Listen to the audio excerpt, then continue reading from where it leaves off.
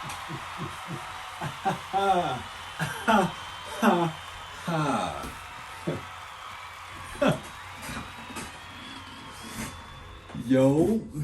what's good, everyone? It's Levon. Welcome back, and I'm here to drop another gem on y'all today. Man, I didn't even realize until this moment how much I miss doing that intro, man. It's been too long. What the heck? It's been these 2 weeks feel like a month has gone by since my last upload. I'm not even gonna hold y'all. I missed you. Did you miss me? I know you did. I know. What has the internet been doing without me here? Couldn't even tell you, man. You said it's been going about like the same as usual and nothing's really changed for real. I could see that too. That's fine though. So, guys, welcome back. Today, topic I had in mind is something that I feel is very important. I don't think enough people have this conversation, or maybe don't even see things this way as I do. But this is just a thought I've had that I'd like to express. Anyways, enough disclaimers. Let's get to the juice. So, I think it's interesting. Something I found that's very interesting is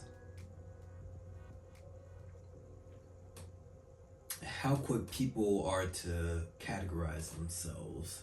You know, let's talk about identities, and I'm not talking, oh, I identify as this, I identify as that pronoun or whatever. I'm talking like the identities that we find in ourselves as far as like our careers go. You know, whether I'm a doctor, a firefighter, whether I'm a surgeon or a construction worker, you know what I'm saying? My identity as a brother, my identity as a father, a barista, right? That's what it's called, right? There's so many different things that we can identify as, man. And actually, I don't want to say it like that. I want to say there's multiple identities that we hold as we go through life. Whether we identify as that thing, or I don't even want to say identify as. I'm so over that freaking, those two words just put together.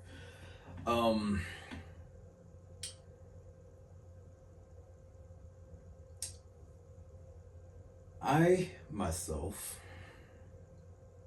have kind of struggled in that department. Actually, I don't even want to say struggled. That's never resonated with me well in any regard.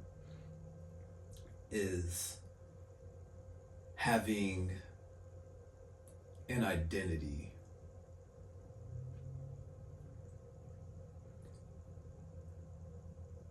I think that it's okay and it's natural for us to want to find ways to categorize ourselves, to group ourselves, you know.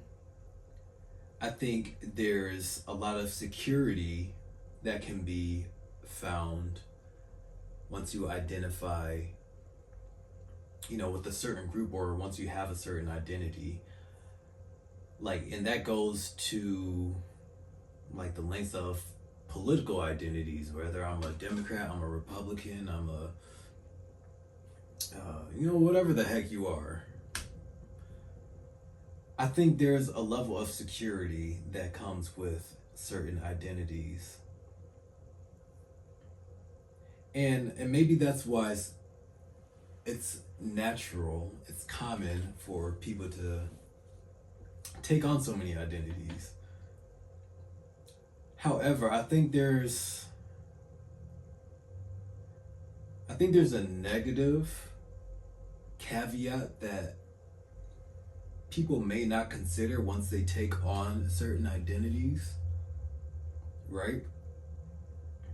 And I think maybe this thought process is a reason why I've never, or maybe why I found it difficult to identify with with anything, like even going to like religious beliefs as far as Christianity too, which is my background. Identifying as a Christian has been a struggle for me as well, you know, for the same reason. I think that I got a ride that's supposed to be showing up. Okay, I heard a horn, not from me apparently. Anyways,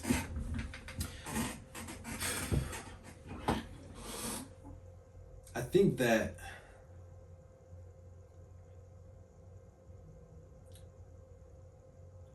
one of the main negative caveats that is a byproduct of having a certain identity is less self autonomy.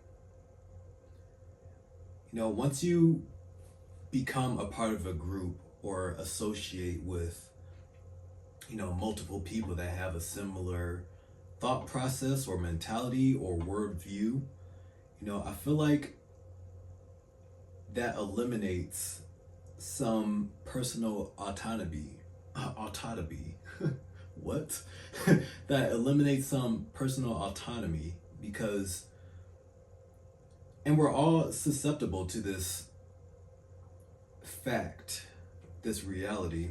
We're all susceptible to, you know, that chain of events. If I start immersing myself in environments and around people that have a certain mentality, I'm just way more likely to adopt those mentalities for myself. And I think that's part of human nature, so I don't think there's anything inherently wrong with that. However,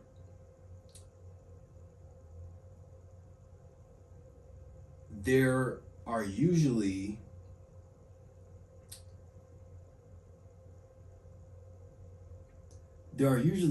things that can be referenced towards that group, right?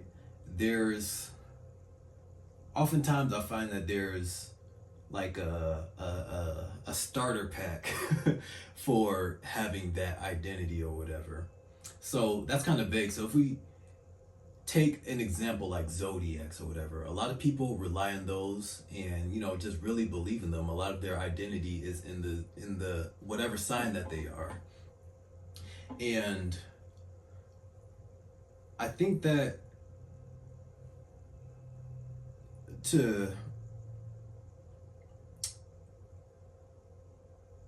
prove my point, it's, you know, if part of your identity lies in whatever sign you are, naturally, like, what do you hear when people speak about zodiacs? It's generalities, general, just blanket statements about the type of person they are, or, you know, I act out in this way because I'm blank. You know what I'm saying? I'm a Sagittarius, I'm a Leo, I'm a Capricorn, whatever. Like, my actions and lack thereof are condoned because my identity lies in this thing, right? If we take the same mentality and switch that over to political parties, which I've never identified with any political party, you know what I'm saying? If I told you things that I believe are true, maybe people would want to categorize me and put me in one of those boxes. But I think there's just so much nuance that isn't allowed once we allow ourselves to, you know, adapt that group mentality, or once we start saying that that certain identity is a part of me. You know, a lot of those stereotypical archetypes, or yeah, a lot of those we will naturally just start to own ourselves, and that may not even be a part of us. So what was I was going to a political thing. So what I want to give a political example, but I'm just so far removed from that stuff that I don't even know what each side believes. But if I'm pro-abortion and whatever political side is typically associated with that, um, people are going to assume that the rest of my beliefs align with that political party. And it's likely that your beliefs will start to align with that. Um, but I hammered that point home enough. So I say that to say that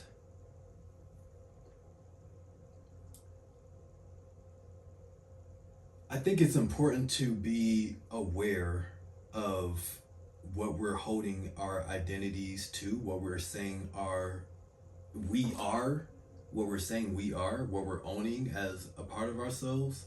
Um, I think it's important to be cognizant of that instead of just accepting labels, because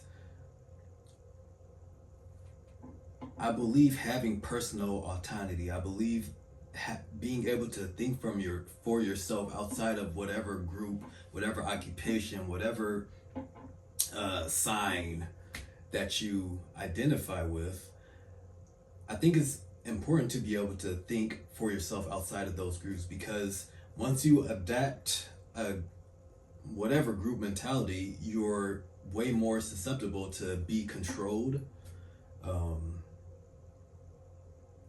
and guided to have certain beliefs, and you're really losing yourself. How will you ever know what you actually think or believe? By looking outside, by looking to external people to group yourself with. Like, and I've said this so many times, like, the answers that you need, that you're searching for, that you're seeking, are within you, and you have to get in tune with yourself to realize that. You do, like, even if you go to, and I'm not negating therapy or counseling or seeing a psychiatrist or anything, like, I do that stuff myself, um, but like, even if you do go to a therapist, like, they're really helping you realize within yourself, like, what's actually going on. you know they don't have a magic solution that's going to, like, that they can give you per se directly and have that be the direct cause of change. It has to be us becoming more aware of something, some dysfunction or whatever is going on within ourselves. We have to be able to now acknowledge that for ourselves to be able to make change, right? um but I see the same thing with religion too. I had to be honest here. um I see the same thing with religion, and just growing up in a Christian environment, and many people that I've challenged on why they believe what they believe, or if this happened, then how does this make sense. I've always had discussions and thoughts like that. And a lot of what people just often default to is, um, well, I believe it because it's what I believe, or Jesus is the answer. You know what I'm saying? It's like there it always comes back to this baseline, um, this baseline response that everybody can just, that's a safe response to just use, as opposed to stimulating personal thought, like, that goes deeper into it. And you can still believe what you believe, but why do you actually believe it? Like, go into that for yourself. But if you're just so quick to be a part of the group and just accept the label, whatever it is, you're not going to have that thought for yourself. You're just going to accept it at face value and not think any further into it. And that's how you get controlled, manipulated, whatever. And I think that to further hammer this point home, if you, like, how often do you see that a group that holds a certain belief, come together with a party with the opposite belief and be able to have civil discourse. Civil discourse, is that even a thing? Is that oxymoronic? um, and be able to have like just a cordial discussion. Hardly ever. It's usually, typically, there's chaos, there's a clash, you know what I'm saying? People aren't able to put themselves in the other person's shoes or try to see things from the opposite side, typically, because so much of their identity is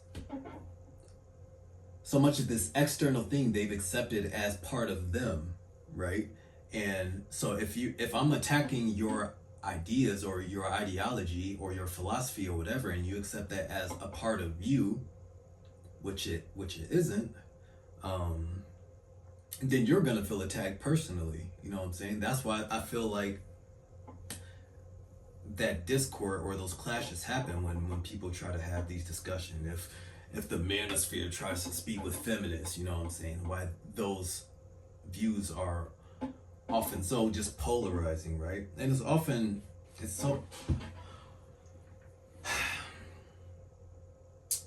I found for myself that there's really just so much room for gray area, nuance, and beyond that, there's really so much overlap between different ideas. You know, people may be opposing the other side, but you know, their opposing beliefs are contributing to why the opposite side believes what they do. I think that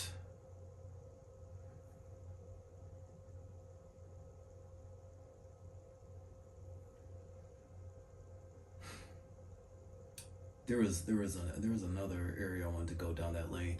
I think that a lot of I think much of what both sides believe,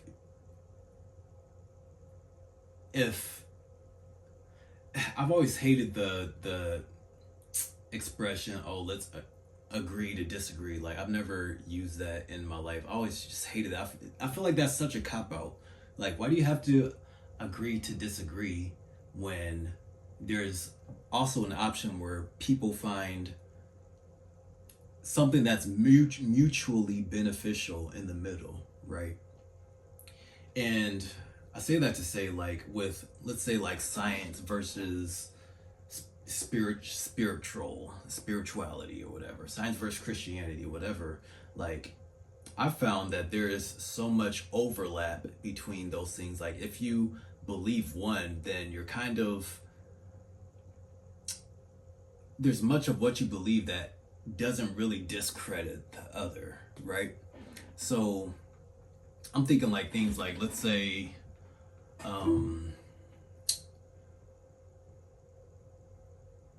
like quantum physics or whatever. Like if you're thinking about it was when I was watching Interstellar, and the guy was like, he jumped into the fifth or the fourth dimension or whatever,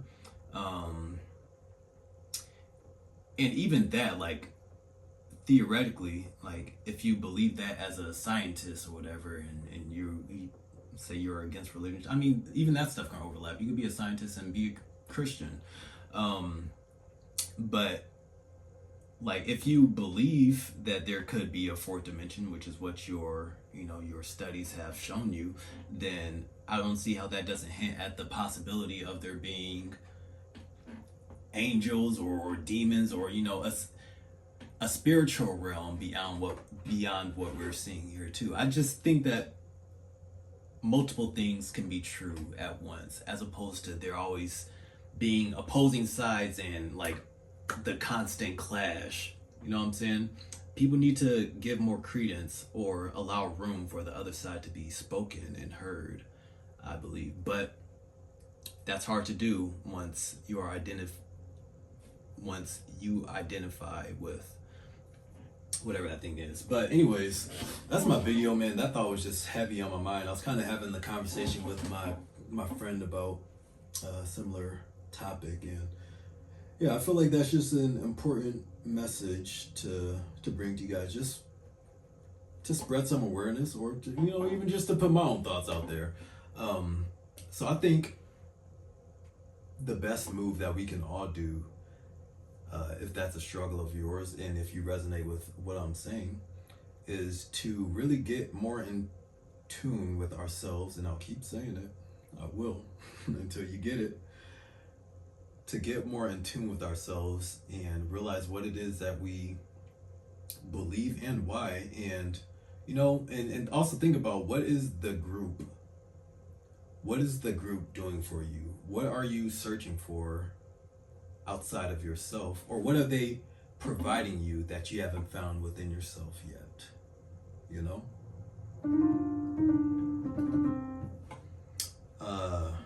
yeah, I think that's worth pondering for a minute. And before I end this video, I just wanted to state some things that just came to mind too that I didn't. Some of the things that may be being provided, that you're receiving from your identity, from your group, is security. I think there's safety in numbers. What I'm saying? Once you have people around you that can back you, or, it could just be ease, ease of life. You feel me? Life is easier when you don't have to think for yourself, when you can let other people dictate, your beliefs. We can let other people guide you. It's harder to think for yourself. That's why most people don't do it. Doing what's easy is easy. You know what I'm saying? It could just be feeling that, I don't know, it could be filling a void. It could be validation that you receive from finding people that align with, your beliefs. It could be very validating. Like when I was in my dark phase and going through my red pill rage, as they say, like a lot of that red pill content I was consuming, it was making me feel better. I was starting to accept that as my identity, right? So I'm susceptible to it too. And don't think because I'm speaking on this stuff that I got it all figured out. You know what I'm saying? But I think someone has to say it, and I'm gonna say it. And down a similar vein, I remember when I was first starting on my personal development journey, I was looking into like personality types, trying to understand myself better. And I was in this whole phase where I was just super into the 13 personalities of Myers-Briggs, and I found mine being like an INFJ or INTJ or whatever. And like I was looking into that so much, and I started to see similarities and be like, oh yeah, I'm this way because I'm an INFJ or whatever. So this is just how I think, this is how I act. It all makes sense now. It's so much easier to just go down that route instead of doing the years of self-reflecting and self-work that it's taken to get to the point and the level of understanding that I have within myself now. So I say that it's so much easier to look externally for the solutions when it really all does come from within. And even just going a step further, I'm saying, like, as a Black man in America, and I want you to think about what connotations come, what associations come up to your mind when you hear me say Black man in America, and pay attention to that, because those are actually just your own biases from your experiences or what you've heard about Black men in America. And for a lot of people, there will be negative connotations that come with that. However, like for me, being Black has never really had an identity. I've never identified as a Black person. Like, what I'm saying? I know what I am. I know I'm a Black man in America, but I've been privileged enough, I've been fortunate enough to have been exposed to so many different variations, so many different, cultures and just types of people throughout my life growing up. So it doesn't really mean just one thing when I hear that.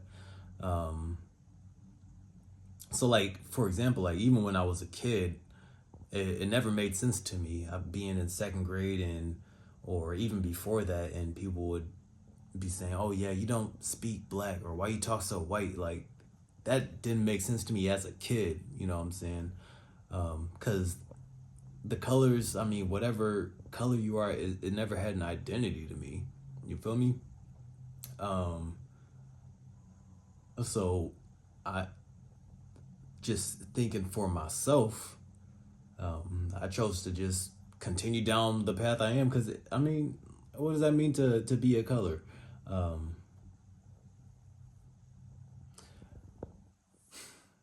I say that to say there's no inherent identity behind it unless you accept that for yourself. You know what I'm saying? Because if you do, if whatever preconceived biases come to mind, like you accept that as who you are. And I think I'm gonna do a more just thoroughly in-depth thought out video on this topic because I think there's much to be said about, you know, the black community and how we view ourselves, how we talk about ourselves, how we see ourselves in society. I think there's much to be said there, but I want to give more thought to that topic before I actually speak on it. But yeah, I think there's an important message that needs to get out. But yeah, I don't really see, going back to what I was just saying, I don't really see like a huge difference between the mentality of, you know, a cop who does something, an individual cop who does something heinous to another person, and us having the mentality like, oh, all right, fuck the police. I don't see the difference between thinking like that and then someone that is racist and them seeing one individual person do something or their preconceived notions because of what they're taught and just assuming that the rest of the group is the same way. You know what I'm saying? I don't see any difference there. I feel like that's the same kind of thought process. It's just really just ignorance. It's not leaving room for nuance in people and taking the group to the individual or putting the individual into the group. Like, you know what I'm saying?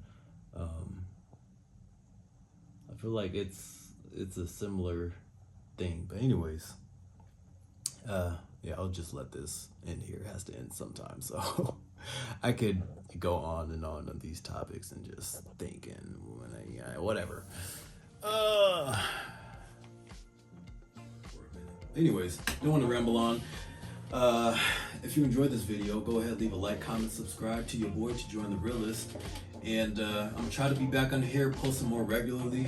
I had a bit of a hiatus, as y'all see, you know, whatever. Yeah, I'll try to be back. So don't miss me too much. I'll see you in the next one. Deuces.